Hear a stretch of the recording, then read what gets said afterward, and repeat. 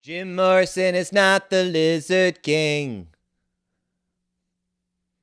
He didn't do much of anything.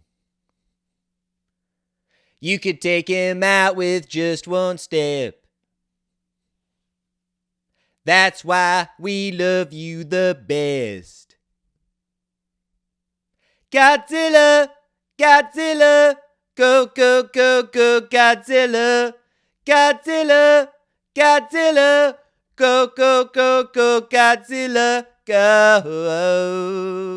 Hey everybody, my name is Ian Garcia, this is Devotional Criticism, and this is the New Movie Diary, in which I review recent, new, and up-and-coming film releases and attempt to give you the straight facts about them, in my humble opinion. Man, what a week at the movies I've had, and one where not only all the movies I saw were at least pretty good, but one where all of them fit rather comfortably into a wheelhouse of my own very peculiar cinematic interests. That's certainly the case for Godzilla Minus One, because look, I'm a longtime Godzilla fan, going all the way back to when my dad first taped a Halloween airing of Godzilla King of the Monsters for me in the early 90s when I was just a wee little baby.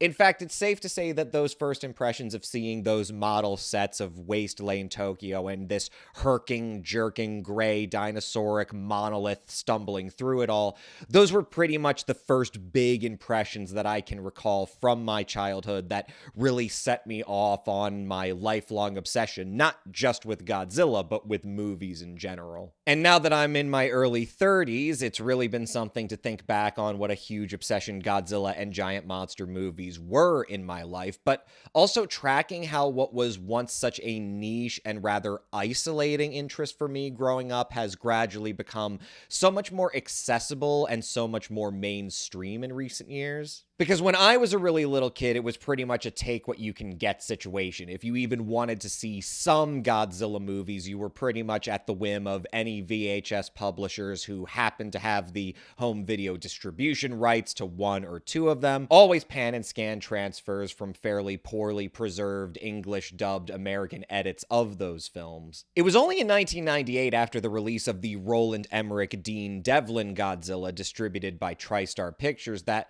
when I was just about 7 years old, I suddenly started becoming aware of just how much bigger the world of Godzilla was. For one, in that year, TriStar also started releasing these full-framed, dubbed versions of a bunch of the Godzilla films that the parent company Toho produced during the 90s, but had never gotten any kind of US release, and that even most fans who grew up with the classic films in the 60s and 70s weren't even aware were still being made anymore. It was also in 1998 that ECW Press published Japan's Favorite Monstar by Steve Reifel, which was really the first comprehensive filmography of the Godzilla franchise up to that time that was published in English anyway. It couldn't have been much longer after that that I also discovered G-Fan, which is this really great fanzine devoted to Godzilla and Japanese fantasy special effects cinema in general. Shout out to JD Lees. I think I even have some old back issues of it lying around. So, oh right, here it is. Isn't that so convenient? It was always right here. It was always just here. Look at this thing. It's like completely fallen out of the binding. And look, I don't know if you can see it in the camera, but September, issue number 47, September, October 2000. I literally got this in the same year that Godzilla 2000 was released stateside. I remember seeing that in theaters, and just at random, pretty much the only time I ever went into a comic shop when I was a kid, I saw this on the shelves, and this was like a really life-changing publication for me. And it was with these publications that my brain was really unlocked to how much of this universe of films that I was obsessed with I couldn't even have any access to. It was with that Steve Reifel book that I was first introduced to the fact that Godzilla King of the Monsters, the movie that first made such a deep impression on me, was actually heavily edited from the original film Godzilla from 1954. in that book that I first encountered a serious critical interpretation of Godzilla as a commentary on post-war trauma and especially as a critique of nuclear proliferation. And it wouldn't even be until 2004 when I would finally get to see the original Godzilla, when Rialto Pictures did a limited roadshow release of it to commemorate the 50th anniversary of the film. In a couple years, suddenly so many of these films start becoming more accessible, not only in superior formats on DVD and Blu-ray, but also in widescreen and in Japanese with the subtitles, even though sometimes the publishers would simply take the subtitles for the English dub and use them in the stead of actual translations of the Japanese dialogue track. I'm looking at you, Columbia TriStar. Flash forward to now, and I've literally got this Blu-ray box set of all the classic Godzilla films from 1954 through 1975 in both dubbed and subtitled versions with special features, fully restored, and put out by the Criterion Collection? The Criterion Collection, the same people who release these lavish restorations of classic independent documentary and art house films. Now they're like, sure, Godzilla vs. Megalon, that deserves a special place in between John Sayles' Matawan and Greg Mottola's The Day Trippers. And I'm not trying to go on about this too long or get on some sort of, in my day we had to walk uphill 15 miles both ways thing, but it's crazy to me. It's crazy to me that this is the reality that I'm living in, where these films are not only so much more accessible, not only so much better curated for a specialty market, but where there really is a far more normalized sense of these films being, at the very least, significant works of popular culture that you don't have to be a special fan of in order to understand the allure of them, which, of course, brings us to the Warner Brothers legendary films franchise. As far as I'm concerned, while it's probably safe to say that those Monsterverse films have done more than anything else to really starkly and suddenly normalize this idea of giant monster movies being not just a specialty market, but a broadly accessible popular genre in the 21st century, as far as I'm concerned, they might as well just be a footnote for the fandom at large. And I really liked Gareth Edwards' film, but I think it's one of those classic cases where the things that work so much in its favor are perfectly underscored by how incredibly uninteresting the successive films in that franchise ended up being. As you might imagine, after my video covering the creator, I can perfectly understand the common complaint that the 2014 Godzilla is just kind of this emotionally inert spectacle that nonetheless has a lot of really cool but also really far between set pieces. But in my opinion, Edwards' film still holds up precisely because it manages to thread this kind of counterintuitive needle where, unless you're a practical effects purist, I think a lot of Godzilla fans are really into the idea of taking this classic movie monster and using contemporary visual effects to realize it in this canvas engulfing form that exceeds the kind of bizarre novelty of a man in a articulated suit stomping around detailed miniature sets. And yet the thing is that the longer you stretch that idea out, the more you start saying things like, oh wow, now we can take all of these different ideas of the classic Godzilla films but render them in this big, extravagant, hyper-realistic way, suddenly you start realizing, oh, right. This is boring. People complain about how little Godzilla there is in Gareth Edwards' Godzilla, but that's the thing. If you have this technical capacity to realize Godzilla in this mammoth, hyper-realistic fashion, you kind of have to rein it in. You have to style your film with the mindset of emphasizing how big everything is, and more importantly, how kind of small and insignificant the people are. And then that becomes both more dramatically interesting while making the spectacular moments more awe-inspiring because of how few and far between they are. Because Edwards accurately realized that it's not just a question of size of the spectacle, it's a question of dramatic scale. How do you not just do a classic Godzilla movie but with CGI instead of suits, but how do you adapt that sense of a chasm between the grounded and meek world of humanity and the bizarre operatic realm of these deified monsters? How do you adapt that sense to modern special visual effects as a medium? With Godzilla King of the Monsters, with Godzilla vs. Kong, and now that awful-looking Godzilla X Kong, you gradually start realizing that Like, they didn't really think about that stuff at all. And so you have all of these classic features of the more campy Godzilla films. You've got secret paramilitary organizations, you've got attempts to communicate with and control monsters, you've got super advanced warships and quarantined islands. You've got all of these different details that are often wholesale lifted from previous Godzilla films and all rendered in this hyper-realistic way. But it all just feels so small and lacking in a tactile substance to it. Instead of saying, man, what a crazy weird movie, instead I'm thinking to myself, okay, but I've seen this all before. In like a million other hyper-realist American blockbusters. I've seen this in Transformers. And related to that, for as much as the legendary films shamelessly crib their best ideas from other Godzilla films, there's just no sense of ingenuity to them. There's no originality. There's no tinkering with the possibilities at their disposal to not just make something big and flashy, but to make something that's weird and bizarre, where you actually recreate that feeling that inspired me about those classic movies, where I'm appreciating it not for the content, but for the sensory novelty of not really knowing whether I'm supposed to be invested in something or to laugh at it, where, not unlike Edward's film, which turned out to be much more spiritually faithful to classic Godzilla films with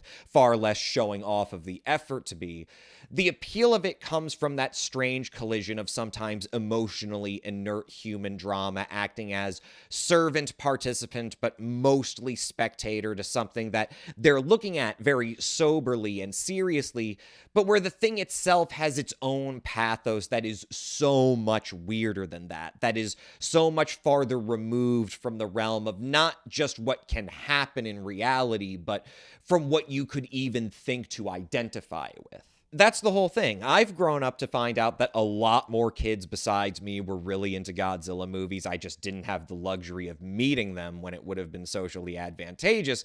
But a big part of the reason that Godzilla movies are just one of those more especially isolating obsessions to get into, especially when you're younger, and especially when you're younger growing up in the age of dawning visual effects and CGI, especially when you're younger, it's precisely that these movies are so weird, because you're this little kid really waiting on bated breath for when your hero is going to come out and stick it to the bad guys, and then he looks like this. Like, this was my growing up. Right after Bill Nye the Science Guy and Jesus Christ, this was my childhood hero. This hideous mug right over here. Of course I was an isolated loser. I remember showing this movie to my third grade class on movie day and being devastated when all the other kids started trashing it. I couldn't understand why the only response that most people had was to ridicule it, when all I was thinking was, no, it's supposed to look like that. That's why it's cool. I wouldn't even have the cognitive capacity to call it art back then, but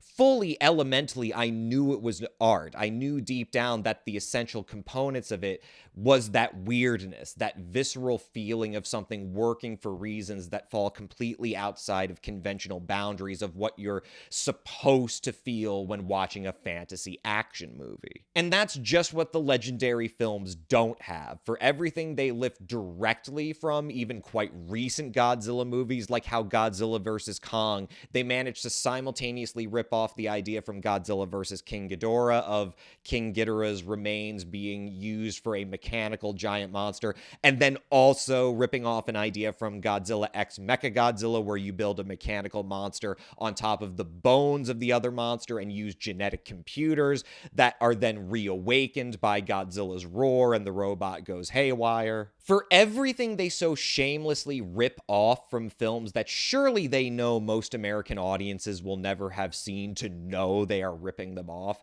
they do not do nearly as much work as those films did, which was to invent something new to add to the mix. The most novel thing the Monsterverse movies have done is expand on this hollow earth idea and how it relates to Kong's character, but even there what you see is that the only invention that these filmmakers seem capable of or seem incentivized to pursue is just to keep stretching the canvas so it gets bigger and bigger and bigger. and at the same time making their literally hundreds meters tall monster characters look smaller and smaller and smaller, which is not fucking good in a giant monster movie. Edwards really was the first guy they got to do a blast-off original film, and he was seemingly the only one who created his vision from a sense of deliberate limitation. So even if you didn't like it, you have to admit that he's at the very least more ingenious, because unlike his successors, he's the only one who seems to have asked, okay, if I couldn't do anything from the older movies, if I had to start almost completely from scratch, what would I do? And unfortunately, that's an ethos that seems to be far more pronounced in Japanese popular culture than in the Western entertainment industry. And this isn't me trying to be some otaku goon. I'm just saying the facts are what they are. For as sometimes derivative and repetitive as a lot of Godzilla films can be, especially recently, Toho has really shown a much greater interest in developing and producing movies where the people they hire to spearhead them creatively more often than not say, you know what? Wipe the slate clean. We're going back to the rudiments. I'm taking as little from the legacy as possible to try to make a self-contained story that is true to my vision, but also spiritually identifiable as part of that great tradition of weird fantasy that is trying to excite you with these bizarre images and set pieces, and not to just make these big apocalyptic superhero spectacles that just happen to have giant monsters instead of the Avengers or the Justice League or whatever. That's how you get something like Shin Godzilla, which is just a masterpiece, and really, even when using very similar visual effects technology to achieve its vision, nonetheless shows you a version of Godzilla that gives you that excited, visceral feeling of the bizarre, because you're not looking at this hyper-expressive, hyper-fluid, super anti-hero that's in the legendary films. You're looking at this bizarre, hideous, rigid, awkwardly moving monster that, even though it has virtually no emotional expression, is weirdly more identifiable. And it's not a rational identification in the same way that when I was a kid crying when Godzilla was killed at the end of Godzilla King of the Monsters, I wasn't rationally thinking in terms of what was the best outcome. I was crying because even for as ugly and dangerous as Godzilla is, he didn't choose to be this way. It's not his fault. Even Dr. Yamane says it himself in the film. Godzilla shouldn't be killed. He should be studied. We should learn from him. Godzilla has the right to exist. In one sense, he's this manifest metaphor for all of this post-war trauma, but it's also really sad when he dies. And while Shin Godzilla isn't exactly tragic in its portrayal of its Godzilla, there's still that strange, irrational identification and pathos. It's because Godzilla is so ugly and rigid and weird that your imagination runs wild trying to wrap your head around him, and you come to identify with that entity of Godzilla, in the same way that an ink blot test might not, rationally speaking, say very much about your personality or your psyche, but you can't deny that you see something of yourself within it. Because that's what the human mind does. It takes the abstract and bizarre and makes it something so much bigger than the objective sum of its parts, because that's how we're programmed, to take things that are abstract and try to piece them together, to make sense of them. The legendary films just don't have any of that for me. There's no sensation, there's no imaginative play, it's all just hyper-realized recycling of stuff that worked better when it was models and suits, because, again, it's not the content, it's the use of the medium that makes something effective. And while I don't want to keep harping on the legendary films any more than I have to, I am behooved to explain that if you guys have been wondering after how not only critically but financially successful Shin Godzilla was, why it took so long to turn out Godzilla Minus One, sure, part of it was COVID, but the other part of it was that Toho, as part of their deal with Legendary, was literally contractually obligated to not produce any theatrical Godzilla films of their own until after 2020, so I don't know, maybe they looked at what kind of response Shin Godzilla got and compared it to Kong Skull Island, and they were like, we can't let these guys keep embarrassing us. But we do finally have a new native Godzilla movie, and just in time for the big guy's 70th anniversary, so let's stop our, i.e. my, crying about it and talk about Godzilla Minus One. First off, very interesting title, that Godzilla Minus One. Basically what it refers to is the fact that this is a very intriguing total reboot of the Godzilla franchise. And in general, reboots aren't terribly unusual here, even ignoring how long-running the Godzilla franchise has been. Going all the way back to the return of Godzilla from 1984, that one completely ignored every intervening film except for the first one. Godzilla 2000 did pretty much the same thing.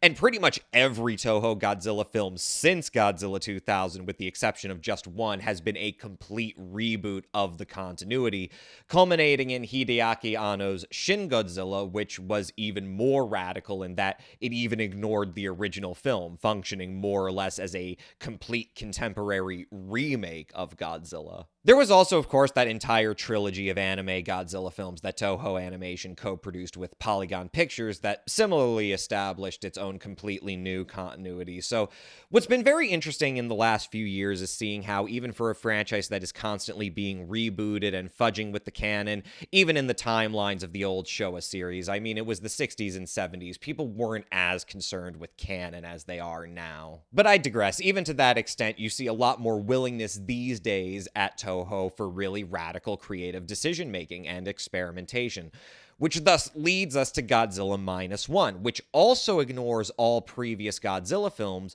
but also makes the rather radical decision to set this film as a period piece immediately after the Second World War, but several years before the events of the original Godzilla, hence Godzilla Minus One, Godzilla one less than the first. The story starts off in 1945 in the waning days of Japan's war with the United States, and our star is Ryunosuke Kamiki playing Koichi Shikishima, a kamikaze pilot who feigns technical difficulties with his fighter in order to evade certain death. He lands on Odo Island, where there is only a small engineering team, and that evening the island is beset by Godzilla. Godzilla actually makes his screen appearance relatively early in this film, albeit in a much smaller dinosaur form that immediately sets off a rather odd tone to everything. Because there's really no build-up to it, and just in terms of the way the scene is written and the performances are directed, it very much feels like Minus One is hearkening back somewhat to the tact of more classic Godzilla films of the 60s and 70s, except that there persists a kind of odd juxtaposition between that kind of blood and thunder cornball creature feature setup to the film and what turns out to be its much more romantic and sometimes even fairly dour dramatic aspirations. Because basically what ends up happening is that Koichi has an opportunity to fire on Godzilla with the guns in his plane, but is frozen by fear. And when the other men get trigger happy, Godzilla goes on a rampage and ends up killing everyone except for Koichi and the lead mechanic Sosaku Tachibana, played by Munetaka Aoki. After Japan surrenders and now bearing the shame of both having abdicated his orders as a kamikaze, as well as feeling responsible for the deaths of all those men, Koichi returns to the bombed-out shanties of Tokyo, and despite how early Godzilla is introduced in this one, Godzilla Minus One really does take its time stretching out the saga of these characters living in the aftermath of Japanese surrender and US occupation. Koichi discovers that both of his parents were killed in the firebombing of Tokyo, but he finds an unlikely companion in Noriko Oishi, played by Minami Hamabe. She's a homeless girl who also lost her parents in the bombing and has herself adopted an abandoned baby named Aoki. And a significant amount of the first half of Godzilla Minus One is devoted almost exclusively to this human drama in one long preamble that can really catch you off guard in a way, because while it's not unusual for Godzilla films to feature significant amounts of character work, typically those things tend to be more deeply integrated into the overall narrative about monsters and about impending disasters. Whereas here, a great and uncanny amount of dramatic emphasis seems to be placed on the fact that after his initial encounter with Godzilla, basically Koichi just goes back to normal life, or what passes for normal in a society still struggling to recover from significant military defeat and racked by all of these kinds of collective neuroses and shame, ranging from a sense of collective emasculation to bitterness against Japan's government to survival's guilt. Obviously, everyone's acquainted with Godzilla as a metaphor for the bomb and the manifestation of the horrors of nuclear proliferation, but this is a case where I think the metaphorical malleability of Godzilla Godzilla is really well exemplified, because if anything, what Godzilla Minus One does is to conspicuously, not so much to ignore, but to sideline the cliche nuclear proliferation reading in order to present Godzilla as almost like this figure that at first, when it just sort of stumbles upon this group of mechanics and kills them all,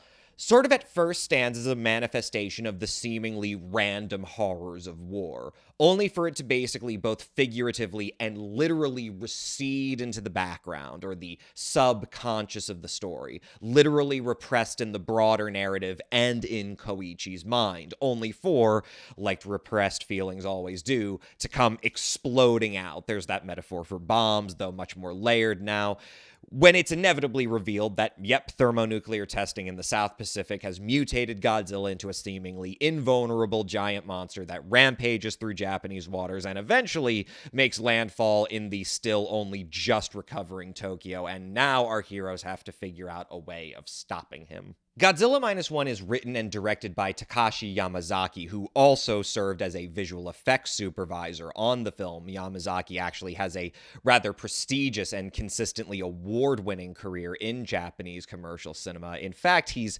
probably the most significant name to be attached to a Godzilla movie since Hideaki Anno with Shin Godzilla.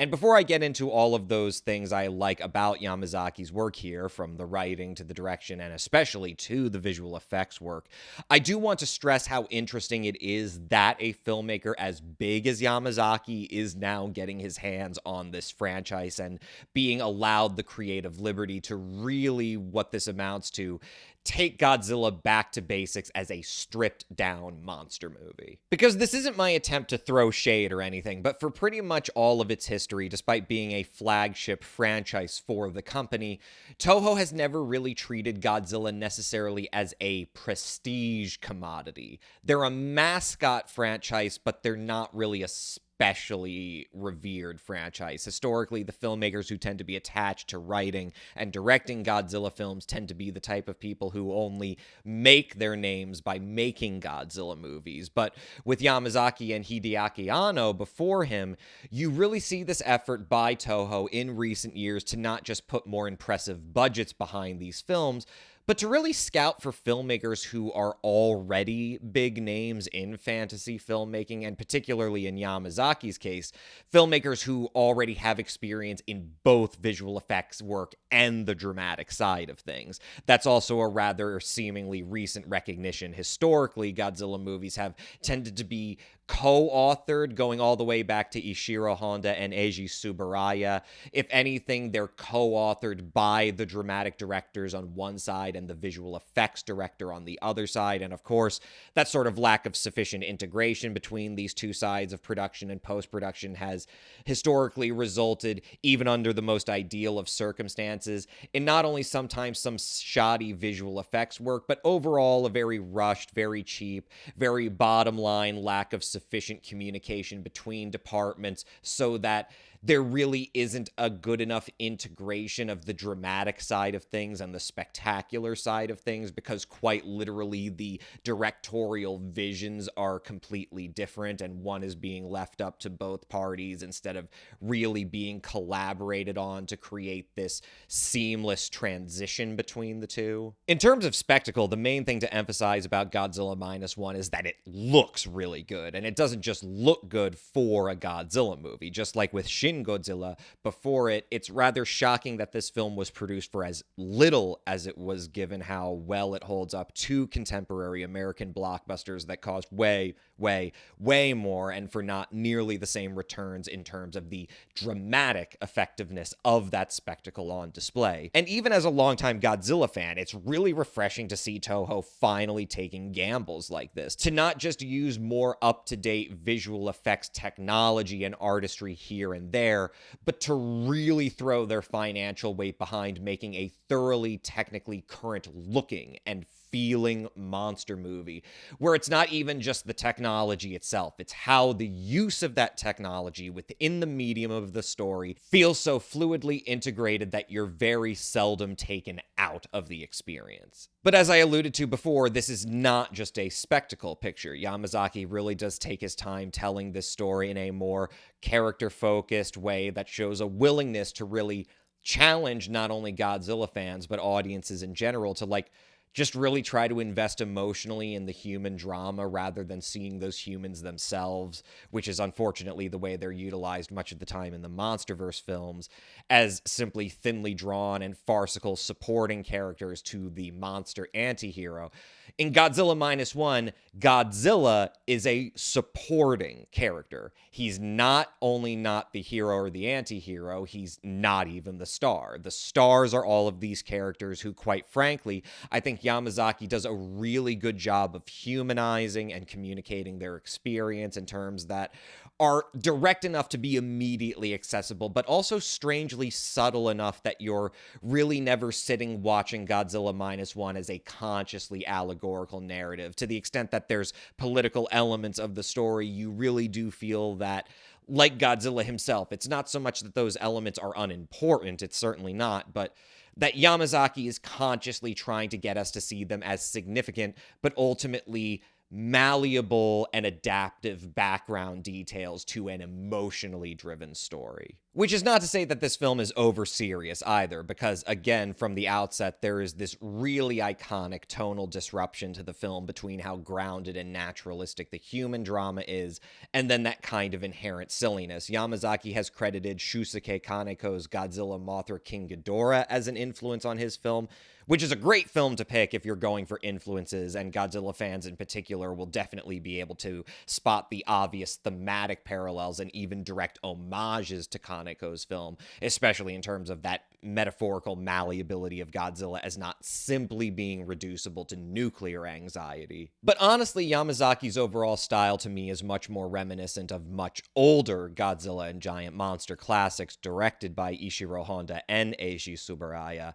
There are definitely parts of this movie where his approach to staging and cinematography, which is a lot less stylized than Hideaki Anno's direction of Shin Godzilla, there are parts of this film where the staging and cinematography is so natural and even kind of warmly functional that it instantly, for me at least, conjures up memories not only of the original Godzilla and of those parlor scenes between the Yamane family, but also, I think, especially Rodan. Even the performances in the film seem to be directed in such a way as to evoke a more classical style of Japanese film acting.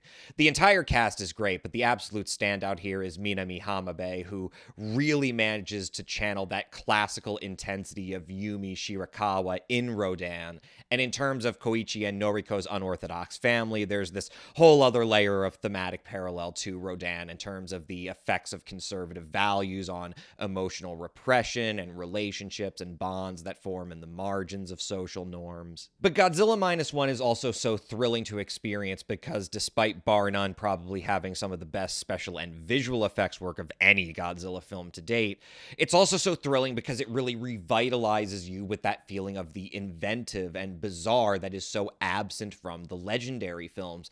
And you especially see this in the characterization and animation of Godzilla, where Yamazaki does something very similar to what Hideaki Anno did, which was that rather than aiming to make this big CGI creation move with the fluidity of a hyper-emotive, anthropomorphic animal, they animate him like a kind of craggly, rigid, imposing monster, and even to a certain extent, like a craggly, rigid man in a big suit. The design of Godzilla here is a lot more conventional than Anno's. It's pretty much a dead ringer for the design that was popularized in the 90s films. But when Godzilla walks in this film, he walks like a man in a suit. And when he swims in this movie, he swims like a sophisticated puppet being pulled on a line. The monster itself is not overly humanized, and so it actually feels like this strange, bizarre, uncanny monster that is so much more effective than what I think most audiences now are used to seeing from the legendary film. So much more effective, but also just so much more interesting to watch because of that harsh juxtaposition between this state-of-the-art visual effects technology being used to achieve something where the goal isn't exclusively a sense of verisimilitude and hyper hyper-realism, but to really portray something that seems to exist and operate outside of the bounds of our imaginations. This really just comes down to what I was saying before, which is that even as someone who really dislikes the legendary films, even I am kind of shocked by how Godzilla Minus One reminds me of why they're so bad and totally bereft of imagination. Because with Godzilla Minus One, what you have is not only a much cheaper film with comparable levels of technical sophistication, but you also have a movie where the key creative personnel behind it are not obsessed with simply making everything bigger and the scope wider and basically trivializing the subject by crowding the narrative with derivative elements that are all intended to simply be the most obvious kind of wild and crazy extremes of blockbuster filmmaking, which are themselves inherently derivative. This is the sort of movie that American filmmakers simply aren't allowed to make. But even if they were allowed to, even if they had total creative freedom, it's hard to imagine them treating Godzilla to anything less than this kind of phallic obsession that is so deeply baked into American consciousness, where it's impossible to imagine an American film company making a movie like Godzilla Minus One. Not even just because of perceived financial risk, but because literally, culturally deep in our minds, we think smaller films like this with smaller, more self-contained stories are less important, less meaningful, and really all couched in the cowardice that comes from recognizing, on an implicit level at least, that making something that isn't just crazy, but is weird and bizarre and uncanny is really hard to do and actually requires some imagination. There's a great emotional, dramatic core to Godzilla Minus One. There's also great visceral spectacle to Godzilla Minus One, but through it all, there is also this incredibly well-sustained feeling of the bizarre and the uncanny that all comes to a head with the plan to stop Godzilla. And folks, when I tell you I haven't seen a plan to destroy a giant monster that was this inventive, this original, this nail-bitingly tense since the original Godzilla, this is the sort of movie you go to see and you can't help but think, man, most of the movies I see like this are complete ripoffs. All they know how to do is big, dumb, smooth-brained crap with no texture, no tension, no originality, no sense of invention, and no going against the grain purely for the sake of doing it. Even with the specter of Shin Godzilla only looming in recent history, I wouldn't be surprised if Godzilla Minus One goes down as one of the best Godzilla movies of all time.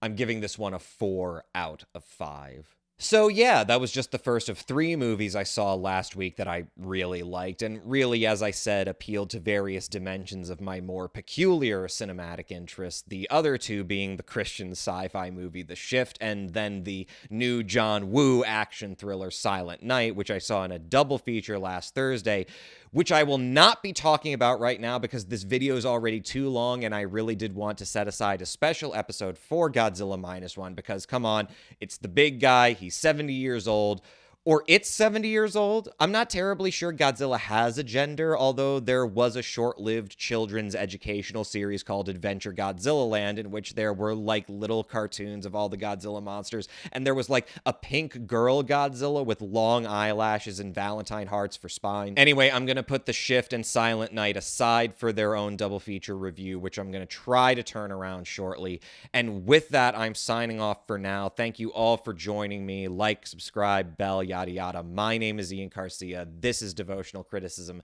and this was the new movie diary. I'll catch you guys next time.